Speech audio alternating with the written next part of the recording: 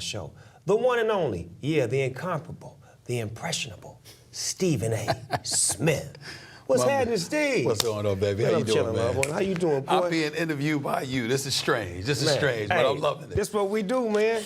so jumping off into it, man, how long have you been doing this thing you've been doing as far as following sports and broadcasting and writing, paragraphs about it? How long have you been doing this? About 25 years, man. I started off in around 1993. It's been just been doing what I've been doing, starting off in the newspaper industry. People thought that I told my mom I wanted to be in television, but I said I don't have, I can't just smile and look at a prompter. That's not my style. I need to have substance. I need to have content. And so, you're in the newspaper industry. That was before the advent of social media and all that other stuff. You had to grind and start your way, high school sports to college sports to pro sports. You got editors editing your copy and things of that nature. Back then, you had over 1,600 daily major metropolitan newspapers throughout the country. You didn't even have 15 African-American columnists. And when you talk about columnists, that means you have the license to opine and editorialize and give your opinions. A lot of black folks weren't allowed to give their opinions. So by the year 2003, after I worked my way up in the business and I became a general sports columnist for the Philadelphia Inquirer, I was only the 21st African-American in the history of this country to be a general sports columnist. So it's like, again, it was all of that substance that I was after. I wanted to start off in the newspaper industry because I had the info. And if you had the info and you could put it together with words and write it down, they could never question your credibility. Right. And once you knock that out the box, then all of a sudden everything else just flows because I opened my mouth, I got something to say, and you couldn't deny that I had substance attached to it because I had a reporter's background that validated me. And how much of school played a role in that right there? Oh, it played a lot because, I went to an historically black college, Winston-Salem State University. It didn't have a journalism program, it had a mass communications program. But the reason why school was so important is because the internships came from me being in school.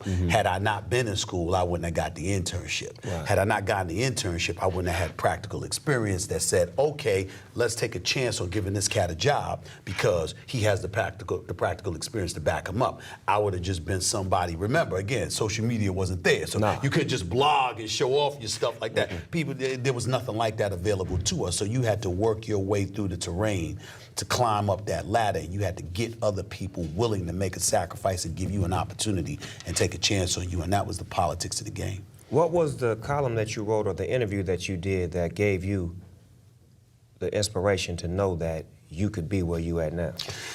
Oh, man. I was a high school reporter for the New York Daily News. It was 1993. I was in school writing for the school newspaper. I was a disc jockey. I had my own late night show. It was called Tender Moments. As you should. I was playing slow jams. All the cats, they in college, they with their honeys and all of this other stuff, and they play this song. It got to the point where the ladies were coming up to me, play this song tonight at about 10:45 when I'm with my boo. And all of a sudden, and I was doing it, so it was like that. But then when I got in the industry, I was a high school reporter for the New York Daily News in 1993, and it was this dude named, I believe it was Carlton Hines, it was his name. He was a former star basketball player in New York, but he was drug dealing. And so what happened is that this cat walked up to him in the Bronx, broad daylight, 2 o'clock in the afternoon, took him out. Shot to the head, broad daylight, people going to the supermarket, all of this other stuff, and they just saw him just get his head blown off in broad daylight.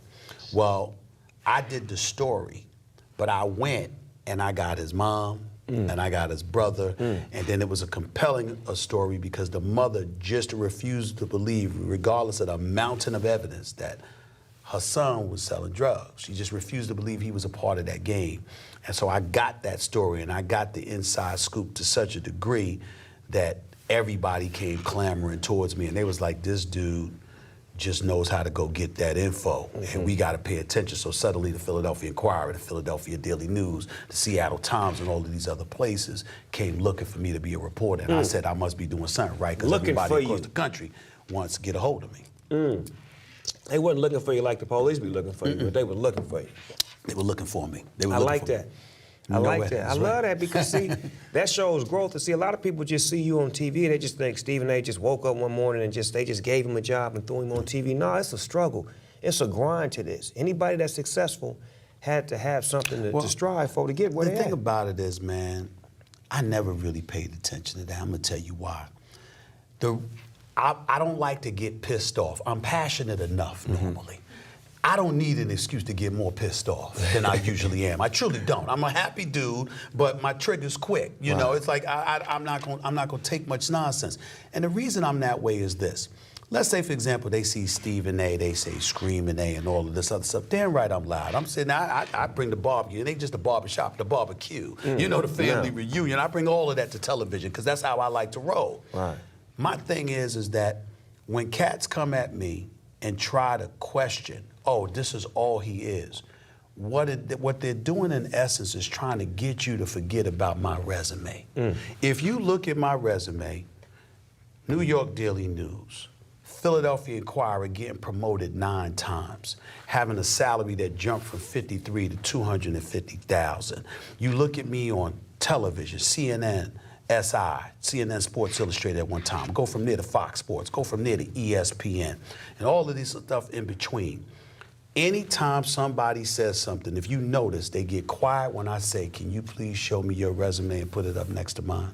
Because as a black man, I know that there's very, very few people that have the resume that I have. Say that. Working in New York City and then Philadelphia Inquirer. Those are 2 of the top 5 markets in the country. You don't just get those opportunities. But that ain't the who you know, that's the what you know. And what they want to do is they want to see me on TV now and say I'm loud or I'm obnoxious or I'm this or that. They forget that I was a beat writer and a reporter, that I was breaking stories. I was doing stuff that these cats have never done. I have broken more stories in 1 year than most people you see have broken in their entire careers. So when they start talking smack, I'm like, who told you that the Sixers was thinking about trading for Tracy McGrady? Who told you all those troubles that Allen Iverson got into? Who told you that LeBron was going to South Beach before LeBron announced it to the world? Who told you these things? That was me. Who told you that Shaq? You remember years ago you and I met and I said to you, Shaq gone, dog. Y'all I didn't believe it. Q was like, no. You was like, no. I said, he's gone. Kobe wanted him gone. Bus sided with Shaq. Bus sided with Kobe. Shaq gone. And then all of a sudden, Shaq left, and everybody like, well, damn. And then they forget all of this stuff. And that's why, so I look at it from the standpoint that when people try to come at me and they try to label me and just talk about my loudness or my mouth or whatever the case may be, I always laugh about it because they're trying to question, they're trying to get you to forget my credentials. I get mad at us as black people when we allow them to forget my credentials. Because if they forget my credentials, what they gonna do about your credentials? No. What they gonna do about yours on the come up, those that aspire to be a journalist or aspire to be where I'm at? If you're gonna forget what my credentials are, what do you think they're gonna do when it's your turn?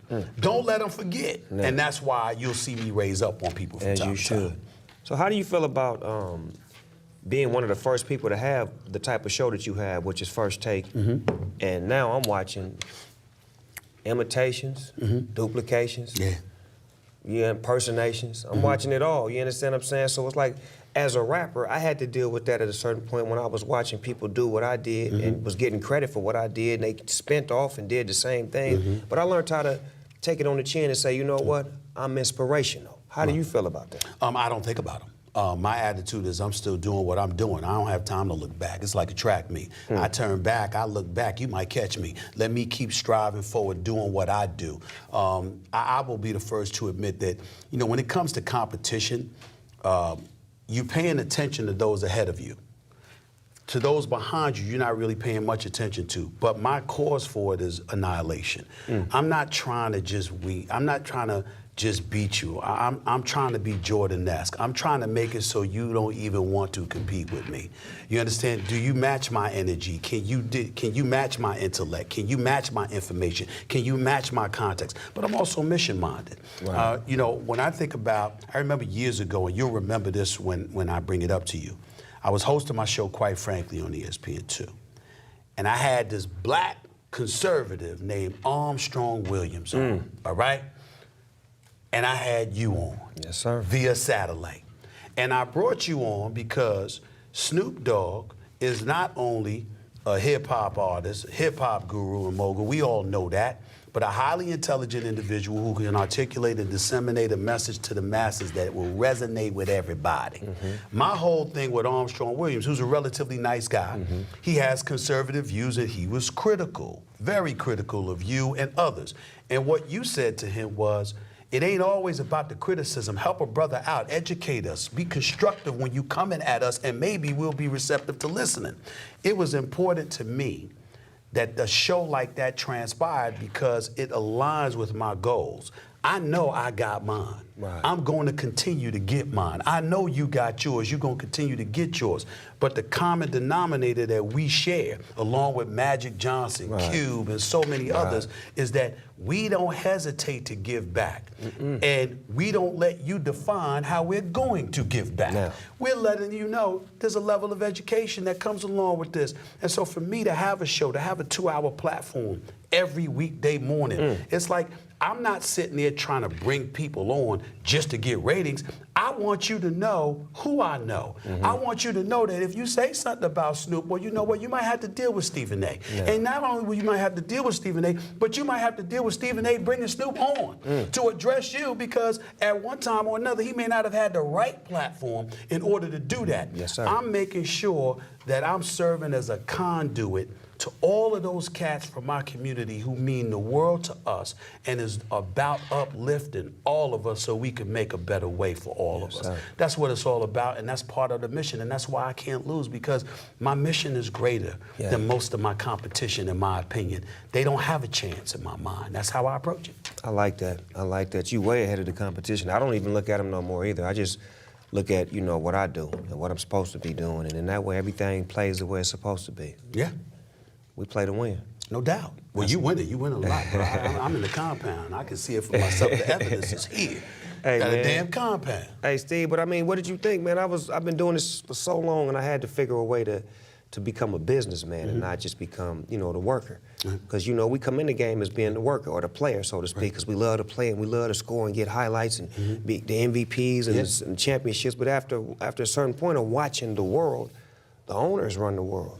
I want to be an owner. Right. I don't want to be a player or a general manager. I want to be one who owns, so that way I can dictate and put in position the people that I want to put in position. Right. So that's what my play is all about. The interesting part about it is that when I look at somebody like you, what I would say to you is that ownership comes in a variety of forms. I view you as an owner, and I don't know all the details about everything that you do. I just know that you're your own man and you're successful, and the things that you do resonate with so many people in such a profound way that you have a level of freedom that those owners only wish they had. Everything ain't about dollars and cents, because there's only but so much dollars to go around. Sometimes ownership, sometimes leadership, and all of these other intangibles come in a variety of forms. You got Snoop, you got a guy like Dr. Dre, who I think is a genius, an absolute genius. Who can tell him anything? I mean, really, what are you going to tell Dr. Dre? You're going to tell him much. But the same applies to a guy like MJ. MJ is an owner of a team. Yes. But one of 30. He answers to the hierarchy that is the NBA, but not so much. Wow. You see what I'm saying? Yeah. He got his own compound in Yeah. Florida. He's got Say his that. own life. He's doing all of these things. Now, you might have people that look at MJ and say, well, damn, I wish that he was more outspoken, more politically conscious. And my attitude is, he's hiring brothers and sisters. What is your problem? Everywhere. What is your problem? You might look at Magic Johnson. You say, oh, you know, Magic Johnson's doing stuff in the urban community, and my God, he's with Starbucks and the Magic Johnson theaters, and we have to applaud him. But at the same time, boy, I wish he stopped smiling sometimes. He's getting along with all of these folks. But he's hiring people. He's employing them. He's educating them.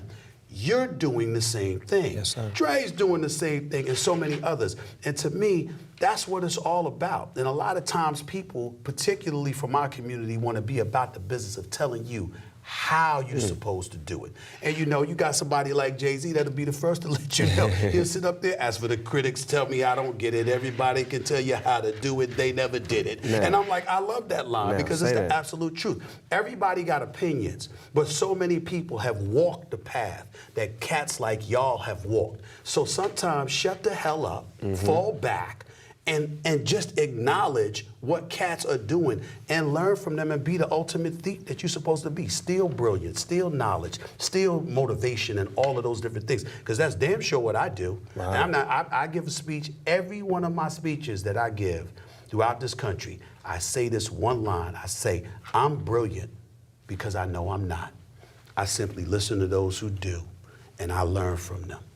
That is what makes me brilliant. Love it. That's what it is, and people need to learn that. Love it. Hi, I'm Stormy Friends, and I'm bringing you the weather city to city, titty to titty. Today, we're looking at the weather from Asaphat, Maryland. Oh, sorry, Massachusetts. Sorry, it's Asaphat, Massachusetts. Things are good. There's a long, hard shaft of cool air coming into Asaphat today. So, duck for cover,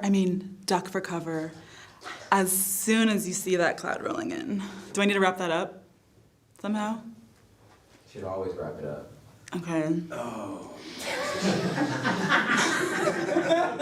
So as you can see in Asaphat, it's really, still really cloudy over here. And, you know, you can get a little sun later. Wait, is my thing coming undone? It is. You can see it. I'm so unprepared. I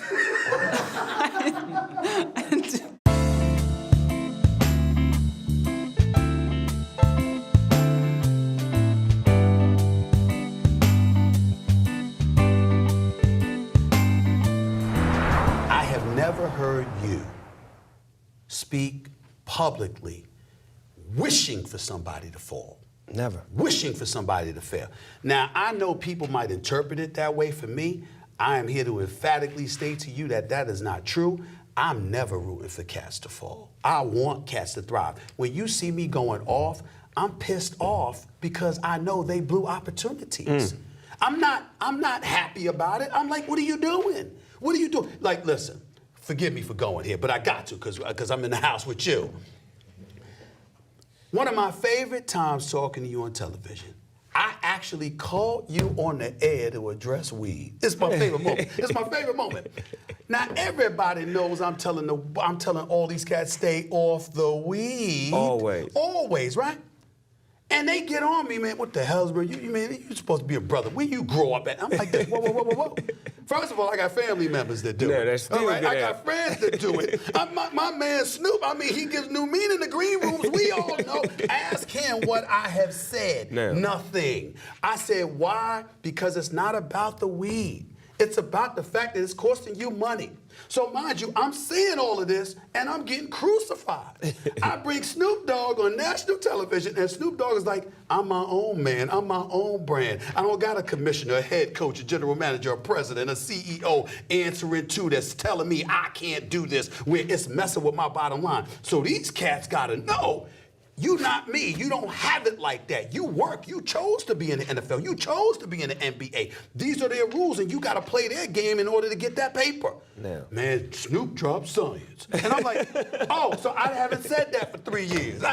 Those words didn't come out of my mouth. You know? So I'm like, he came on the air and said the exact same thing that I said, but you didn't hear it until he said it. That's part of our problem. We have negative thoughts about an individual and we don't hear the message. I don't give a damn if I despise you. If you say something wise and smart, I'm gonna recognize that it's wise and smart. It makes me better.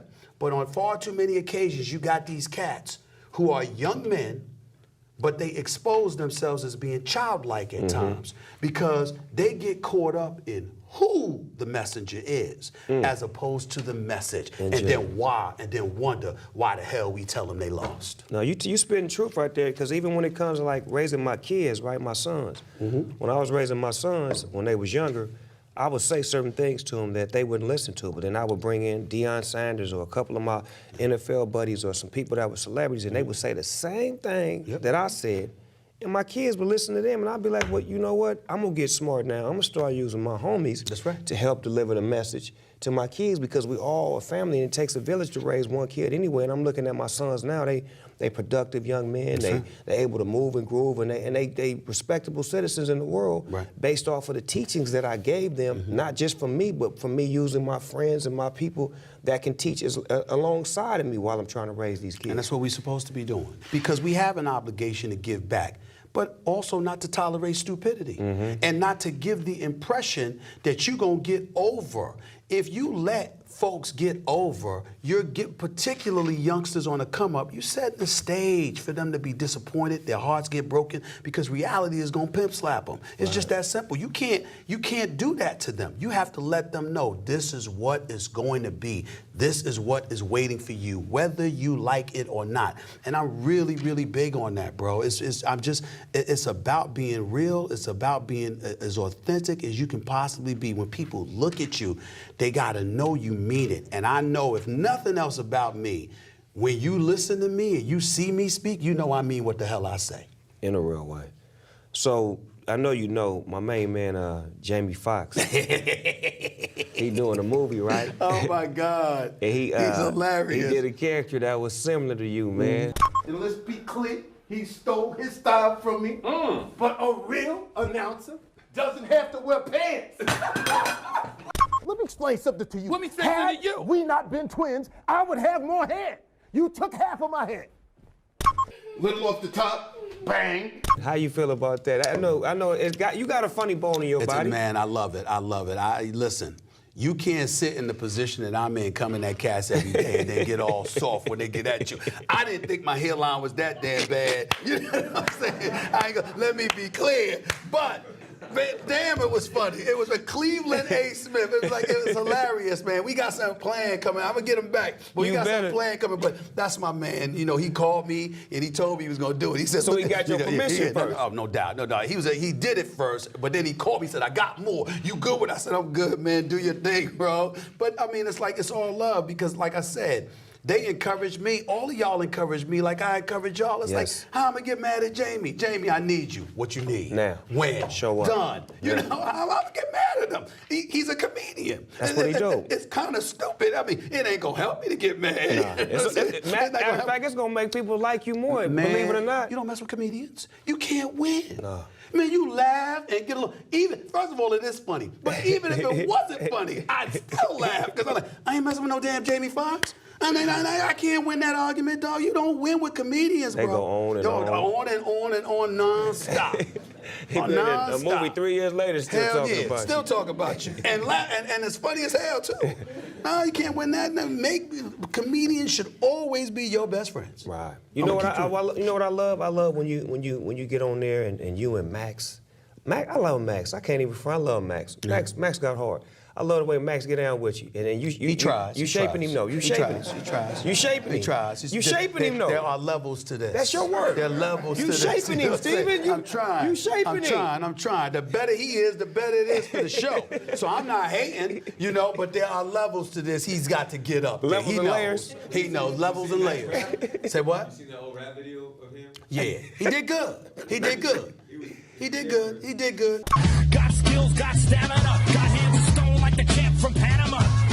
Bodies drop from body shots, cause I could box. No need for clocks or karate chops. That's your work, man. Quit playing. That's your work. When he finally come out fine-tuned and he 100,000, you gonna say, man, look at, you gonna be like Dr. Frankenstein. I'm gonna be proud. You gonna look at him like, look at my work. That's right.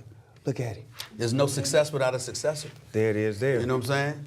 We're inside the Smoker Studio, everyday people, AKA real nigga shit. I'm gonna ask you some questions. You answer to the best of your ability. Sure. What's the first thing you do or think of when you wake up? God. Hot or cold? Hot or cold? Mm-hmm. I don't understand that question. What do you mean? Hot or cold? Well, hot. I'll go with hot. Tacos or burgers? Burgers. Ass or titties? Always ass. That's true. I'm gonna answer that. I mean, I know I'm associated with Walt Disney, but damn it, everybody knows that I'm a bottom feeder. Okay. I mean, we all know that. Bottoms up. All right. What are your favorite pair of shoes of all time? I would have to go, I don't remember which Jordans they were, but it was in 1989, 1990 that I had them. What color? It was white with the silver on the side, silver and black little dots on the side. I know what you're talking about. Yeah. What's your favorite thing to cook? Lasagna, and I can make it from scratch on my own. Boy, you talking like you trying to come on the Martha and Snoop show. Stop with all that. Listen, I've been trying to tell y'all. Knock it off, Steve. Look, they had me on the chew. I'm waiting for an invite from Martha and Snoop. Okay, well, come we had on to now. get you said Make some lasagna. lasagna. We might have to get you on there. You know what I'm talking about? What's the worst job you've ever had? I was working in sanitation when I lied. I was 14, and I lied that I was 16 so I could have a summer job. And I was working in sanitation, cleaning up the parks. You know, some of those things you see cats that might have been in jail and they're on the highway and they clean up stuff. I was doing all of that, and I was doing it day and night, night and day. And what happened is, you young, even when you're young, you're still trying to get with honeys here and there. And I always smelled because I was working around garbage all damn day. So it wasn't a good experience. Community service, huh? That's right. Something like that. What's the best live show you've ever seen? Janet Jackson showed up Madison Square Garden. Was it Rhythm Nation? I believe it was Rhythm Nation. Yes, it was. That was a cold She tour. was special. Oh, man. Janet, well, let me take that back. Janet is special. Say that. Yes. I think Not I've as special as seen her Beyonce, but special. But special. In her time, she was more special than Beyonce, because Beyonce was a little bitty puppy Okay. when Janet was doing her thing. Well, that's true. You That's understand true. me? But Janet never had that voice. No, Not but she that had voice. those moves. Yes, she did. She had all those moves. All of them. If you were stuck on an island for a year and could only listen to 3 albums, what would they be? I'm not good with albums. I'm good with songs. Well, say it then. You can only listen to 3 songs. So Prince, I'm gonna listen to Prince, right? Damn it, if it wasn't for R. Kelly with the pedophilia, man, I'd be wanting to go R. Kelly, man. 12 play, I mean, come on. I mean, I love me some R. Kelly and I love Joe. I love R&B. Oh, I mean, I listen to my yes. hip hop and all that, but I love R&B. I love R&B, and I'm a big Joe fan. Yeah. Joe's music is sweet. It's real, real nice. Joe is cold. No doubt. If you could remake any movie and star in it, what would it be? I'll do you one better. I would do Training Day, and I would not replace Denzel, the great Denzel. What I would do is be Ethan Hawke's character. Ooh. So Me you and would be in the Denzel. passenger seat? Me and Denzel. For Denzel, yes. So For you Denzel, would take yes. the passenger seat. For Denzel. Any I day can't of the see week. you taking no passenger No, no, seat. for Diesel, no doubt. I don't believe it. And I'm telling you the truth. I don't He believe it. don't believe it either. But don't it's the believe truth. it. It's the truth. I would No. I would do it. I would not play a leading role. I would happily do Training Day with Denzel, and I would be Ethan Hawke's character. I love that. I love that. I think Denzel got killed in Training Day. Yes, so sir. we He can't- died at the end, no doubt. He died at the end, and then but that was after he got the crack out of your mouth, because you were hiding it under your tongue. He got the you was crack in a out of me? You was in a wheelchair. You was in a wheelchair, and you was trying to, you pushed Ethan Hawke aside, even though you were in the wheelchair, and then He was weak. And then he was, and then Denzel came and got you, and then Denzel came and got you. Didn't I tell him, nigga, You know? put me in the front seat, put me in the back seat with this nigga? There you go. I was ready to get down with it. There you go. Here's a real question. Yeah. If you could have a superpower, what would it be? Superman, easy. I'm made of steel, all right? So, and I can fly. I ain't gotta take no flights. I ain't gotta wait at the airport. I ain't gotta do anything. I can get anywhere that I wanna go in a matter of seconds, if not minutes. And I can fly, and it's free, and plus you can shoot at me, you can't hurt me, I'm made of steel. It would definitely be Superman. Can you see through walls too? Yeah, but I ain't even think about that. It don't matter. If I'm coming through the wall, what does it matter whether I can see through it or not? I ain't worried about it. I'll be all right. Superman coming That's right. through the Superman. wall with It his damn sure eyes closed. It damn sure wouldn't be Batman. It damn sure wouldn't be Batman. Why? Caped Crusader. Well, because he don't have any powers. He just has a costume with